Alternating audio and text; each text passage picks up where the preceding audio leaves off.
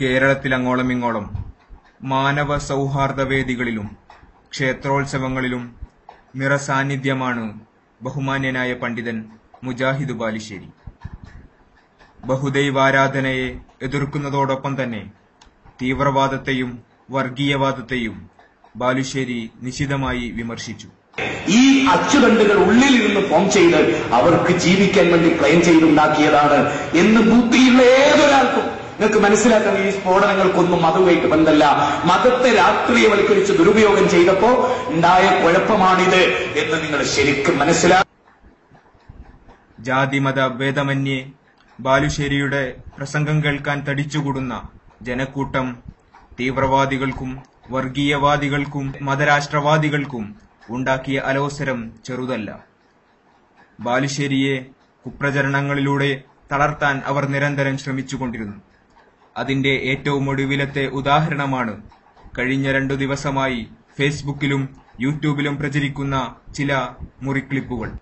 ക്ഷേത്രങ്ങൾ വേശ്യാലയങ്ങളെക്കാൾ മോശപ്പെട്ടതാണ് എന്ന് ബാലുശ്ശേരി പറഞ്ഞു എന്നാണ് മുഖ്യമായ ആരോപണം. കേട്ടപാതി കേൾക്കാത്തപാതി സംഘീ വർഗീയവാദികൾ ഫേസ്ബുക്കിൽ ഉറിഞ്ഞു തുള്ളാൻ തുടങ്ങി. തങ്ങളുടെ മതേതരത്വം തെളിയിക്കുവാനുള്ള അവസരമായി ചില ബ്ലോഗ് ഭുജികളും ഈ അവസരത്തെ കാര്യമായി ഉപയോഗപ്പെടുത്തി.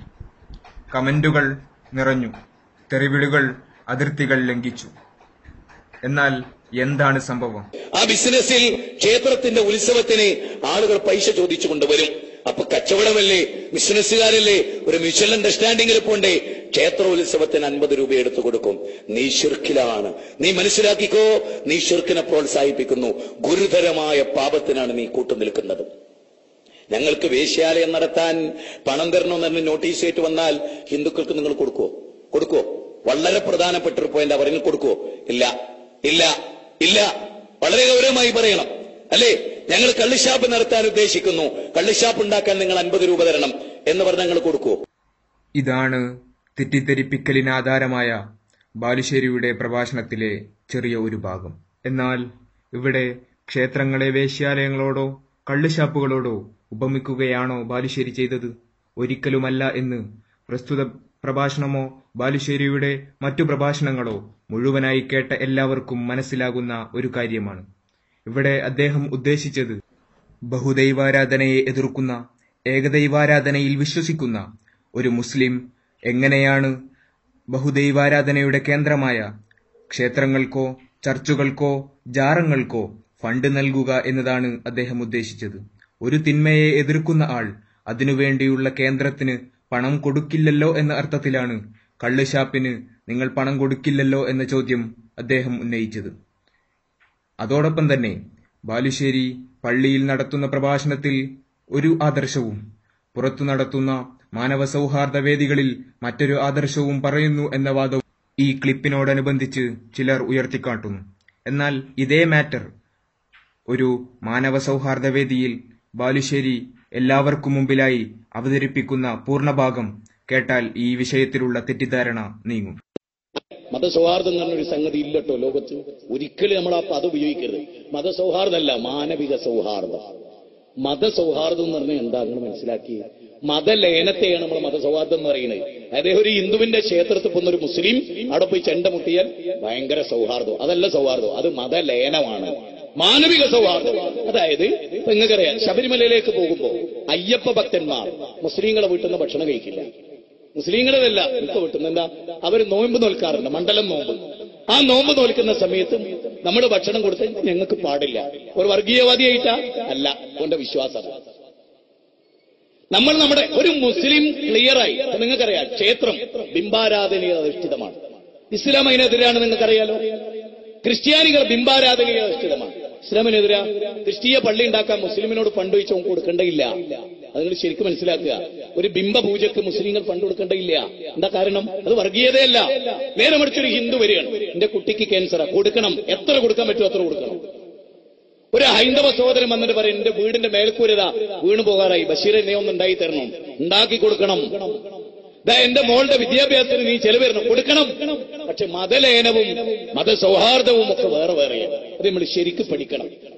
അതായത് ഒരു ഹിന്ദു ഒരു മുസ്ലിമിന്റെ പള്ളിയിൽ വന്നിട്ട് അവിടെ ഒരു ബാങ്കാട് കൊടുത്തു, എന്നിട്ട് പിറ്റേത്തെ പത്രത്തിൽ മതസൗഹാർദ്ദത്തിന്റെ ഉന്നത പ്രതീകമായി. അത് മതലയനമാണ്, മതസൗഹാർദ്ദമല്ല, മാനവിക സൗഹാർദ്ദം.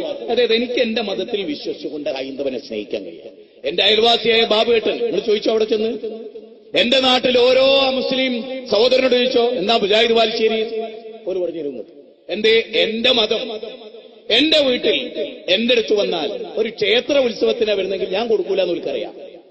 പിന്നെ ഞാൻ ഏകദൈവാരാധന പറയുന്നതിന് എന്താ വില? ഇനി നിങ്ങൾ തന്നെ എന്തിച്ചോ, ഞാൻ വേശ്യാലയം പാടില്ല, വേശ്യാവൃത്തി പാടില്ല അറിയാം. ഒരുത്തൻ വേശ്യാലയം ഉണ്ടാക്കാൻ ഫണ്ടും ചോദിച്ചു വരിക. ഞാൻ കൊടുത്ത എന്റെ അവസ്ഥ എന്താ? ഞാൻ അന്തസ്സുള്ളവനാണോ? കള്ളു കുടിക്കരുതെന്നും കള്ളിന്റെ ഭയാനകതയെ പറ്റി പറയാം, എന്നിട്ട് എന്റെ കെട്ടിടം കള്ള് ഷാപ്പിന് കൊടുക്കുക, എങ്ങനെ ഉണ്ടാവും? നിങ്ങൾ ആലോചിച്ചൊക്കെ, എന്റെ വിശ്വാസം ഇതാണെന്ന് പറയും, ഈ വിശ്വാസം എന്റെതല്ല അറിയാം. എന്നിട്ട് ഞാൻ എതിർത്ത വിശ്വാസത്തിന് ഞാൻ ഫണ്ട് കൊടുത്താൽ ഞാൻ മാന്യനാണോ? ഇതൊന്നും ഒരു വർഗീയ കലാപം ഉണ്ടാക്കുന്ന ചിന്തയല്ല, ലളിതം. ഭാസ്കരേട്ടനും പറയാ, ഒരു മുസ്ലിം അവിടെ വരുമ്പോ എന്റെ വിശ്വാസത്തിനെതിരാണ്, ഞാൻ ചെല്ല, അങ്ങനെ പറയണം. മാത്രമല്ല, ഭാസ്കരേട്ടനെ പോയി ഒരു മുസ്ലിമും ബുദ്ധിമുട്ടിക്കരുത്, ഒരു മുസ്ലിമിനെ പോയി ഭാസ്കരേട്ടനും ബുദ്ധിമുട്ടിക്കരുത്. എന്ത് രസമുള്ള ഒരു തത്വമാണ് ലോകത്തെ മനുഷ്യൻ പഠിപ്പിക്കുന്നത്. ലക്കും ദീനുക്കും വലിയ ദീൻ, 9ാമത്തെ തെളിവ്. നിങ്ങൾക്ക് നിങ്ങളുടെ മതം, ഞങ്ങൾക്ക് ഞങ്ങളുടെ മതം. എത്ര രസമുണ്ട്!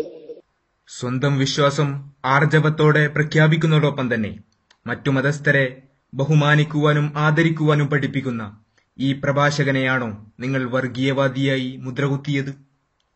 ഒരു മുസ്ലിമിനെ സംബന്ധിച്ചിടത്തോളം ക്ഷേത്രത്തിന് പണം കൊടുക്കാൻ പാടില്ല എന്ന് പറയുന്നതിലെ യുക്തി എന്താണ്? ഒരു യഥാർത്ഥ മുസൽമാനെ സംബന്ധിച്ചിടത്തോളം ക്ഷേത്രത്തിലെ വിഗ്രഹങ്ങളെയല്ല, ആ വിഗ്രഹങ്ങളെ നിർമ്മിക്കാൻ ആവശ്യമായ മൺതരിയുടെ സൃഷ്ടാവിനെയാണ് വിളിച്ചു പ്രാർത്ഥിക്കേണ്ടത് എന്നതാണ് ഒരു മുസ്ലിമിന്റെ ആദർശം. ചർച്ചിൽ പ്രതിഷ്ഠിച്ചിരിക്കുന്ന യേശുവിന്റെ പ്രതിമയെയല്ല, യേശുവിന്റെ സൃഷ്ടാവിനെയാണ് ആരാധിക്കേണ്ടതെന്ന മഹത്തായ ആദർശം. ജാറത്തിൽ കിടത്തിവച്ചിരിക്കുന്ന ഔലിയയെ അല്ല, ആ ഔലിയയെ സൃഷ്ടിച്ച സൃഷ്ടാവിനെയാണ് ആരാധിക്കേണ്ടത് എന്ന മഹത്തായ ആദർശം. അതെ, ഈ സൂര്യനെയും ചന്ദ്രനെയും ഈ മഹാപ്രപഞ്ചത്തെയും മുഴുവൻ സൃഷ്ടിച്ച ഏകനായ ആ സൃഷ്ടാവ്, ആ അറബിയിൽ അല്ലാഹു എന്ന് വിളിക്കുന്ന ആ സൃഷ്ടാവിനെ മാത്രം ആരാധിക്കുക എന്ന വളരെ ലളിതമായ ഈ ആദർശം, അത് പറഞ്ഞതിന്റെ പേരിലാണോ വർഗീയവാദി എന്ന് മുദ്രകുത്തിയത്? പ്രിയമുള്ളവരെ, ഹിന്ദുവായാലും മുസ്ലിമായാലും ക്രൈസ്തവനായാലും നാം ഇന്ത്യക്കാർ സുഹൃത്തുക്കളാണ്, ഒരുമിച്ച് നീങ്ങേണ്ടവരാണ്. ഒരു ശക്തിക്കും നമ്മെ ഭിന്നിപ്പിച്ചു ഭരിക്കാൻ നാം അവസരം കൊടുക്കരുത്. തക്കം പാർത്തിരിക്കുന്ന വർഗീയവാദികളുടെയും തീവ്രവാദികളുടെയും പ്രചാരകരാകരുത് നാം. ഒരു കാര്യം ഷെയർ ചെയ്യുന്നതിനു മുമ്പ് ഒന്നാലോചിക്കുക, അതിന്റെ യഥാർത്ഥ വസ്തുതയെന്തെന്ന് അന്വേഷിക്കുക. നാം സുഹൃത്തുക്കളാണ്, സഹോദരങ്ങളാണ്, ഒരുമിച്ച് നീങ്ങേണ്ടവരാണ്. ബാലുശ്ശേരിയുടെ വാക്കുകളിൽ തന്നെ അക്കാര്യം കേട്ട് നമുക്ക് അവസാനിപ്പിക്കാം. വ്യക്തമായൊരു മനസ്സ് നമുക്കുണ്ടാകണം. ഇനി ഇവിടുന്ന് പിരിഞ്ഞു പോകുമ്പോ പരസ്പരം കെട്ടിപ്പിടിച്ചും തെറ്റിദ്ധാരണകളിലോ ആലിംഗനം ചെയ്തും, ബാലാ നീ എന്റെ സഹോദരനായിരുന്നു, ഞാൻ അറിഞ്ഞില്ല. ബഷീറേ നീ എന്റെ അച്ഛന്റെയും അമ്മയുടെയും മകനായിരുന്നു, നമ്മൾ ഇത്രയും കാലം തെറ്റി നടന്നതായിരുന്നു. നമ്മൾ ഒന്നാണ്, നമ്മുടെ ഈശ്വരൻ ഒന്നാണ്, നമ്മുടെ അള്ളാഹു ഒന്നാണ്, അവൻ മാത്രമാണ് ആരാധ്യൻ. നമ്മുടെ സഹോദരങ്ങളാൽ ഈ നാടിന്റെ നന്മയ്ക്ക് വേണ്ടി നമുക്ക് ഒന്നിക്കാം. ഈ ഒരു മെസ്സേജ് നിങ്ങളുടെ മുമ്പാകെ വിട്ടേച്ചുകൊണ്ട് എന്റെ മനസ്സിൽ പറയാനുള്ള ആശയം വെട്ടിത്തുറന്ന് പറയാൻ എനിക്ക് സാഹചര്യമൊരുക്കിയ എന്നെ സൃഷ്ടിച്ച, നമ്മെ സൃഷ്ടിച്ച ഈ ലോകത്തിന്റെ തമ്പുരാനോട് അഗൈതവമായി നന്ദി പറഞ്ഞുകൊണ്ട് പഠിച്ചവനെ, അൽഹംദുലില്ലാഹി റബ്ബിൽ ആലമീൻ, നിനക്കാണ് സർവസ്തുതിയും. ഈ മനുഷ്യരോട് ഒന്നടങ്കം ഇനിയൊരു വർഗീയ കലാപം നമ്മുടെ നാട്ടിലുണ്ടാകരുത്, ഇനിയൊരു സംഘട്ടനം നമ്മുടെ നാട്ടിലുണ്ടാകരുത്. ഈ സമ്മേളനം മതസൗഹാർദ്ദ, ഈ മത സമൂഹത്തിന്റെ സമ്മേളനം, വിവിധ മതങ്ങളുടെ സമ്മേളനം ഇവിടെ അവസാനിക്കുമ്പോൾ ഒരു പ്രതിജ്ഞ നമ്മൾ എടുക്കണം. ഇനി ഞങ്ങൾ കല്ലും മണ്ണും മുരടും മുറുക്കൻ പാമ്പും കാതിരക്കുട്ടിയും ആൽത്തറകളും മക്ബറകളും ചാരങ്ങളും പുണ്യപുഷ്പങ്ങളും മണ്ഡപങ്ങളും മനുഷ്യ ദൈവങ്ങളെയും ഞങ്ങൾ ആരാധിക്കുകയില്ല. സകല പ്രപഞ്ചത്തിന്റെ നാഥനെ മാത്രമേ ഞങ്ങൾ ആരാധിക്കൂ. അവൻ 714 കോടി മനുഷ്യരുടെയും ദൈവമാണ്. സിംഹത്തിന്റെ, ആനയുടെ, പശുവിന്റെ, എലിയുടെ എല്ലാത്തിന്റെയും ദൈവമാണ്. അവനെ മാത്രമേ ഞങ്ങൾ ആരാധിക്കുകയുള്ളൂ. ഇനി ഞങ്ങൾ അമ്മയെ നിന്ദിക്കുകയില്ല, ഇനി ഞങ്ങൾ അച്ഛനെ കൊല്ലുകയില്ല, ഇനി ഞങ്ങൾ രാഷ്ട്രീയ കലാപത്തിൽ ഏർപ്പെടുകയില്ല, ഇനി ഒരിക്കലും ഞങ്ങൾ മദ്യപിക്കില്ല, ഇനി ഒരിക്കലും ഞങ്ങൾ പുകവലിക്കില്ല, ഇനി ഒരിക്കലും ഞങ്ങൾ പലിശയിൽ ഏർപ്പെടില്ല, ഇനി ഒരിക്കലും മാനവിക വിരുദ്ധമായ ഒരു പ്രവൃത്തിക്ക് നിങ്ങൾ ചൊല്ലുകയില്ല. എന്റെ കൈ ഒരു മുസ്ലിമിന്റെ മേത്ത് വീഴുകയില്ല.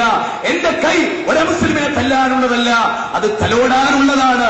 ഇന്ത്യ എന്ന് പറയുന്ന മഹാരാജ്യത്തിന്റെ നന്മകൾ മുഴുവനും ഉൾക്കൊണ്ട്, ജനാധിപത്യ ഭരണകൂടം അനുവദിക്കുന്ന പ്രബോധന പാരമ്പര്യം ഉൾക്കൊണ്ടുകൊണ്ട് ഞാൻ ജീവിക്കും എന്ന കൃത്യമായ ബോധ്യം നമുക്കുണ്ടാകണം. ആ പ്രതിജ്ഞ ചെയ്തുകൊണ്ട് നിങ്ങളോട്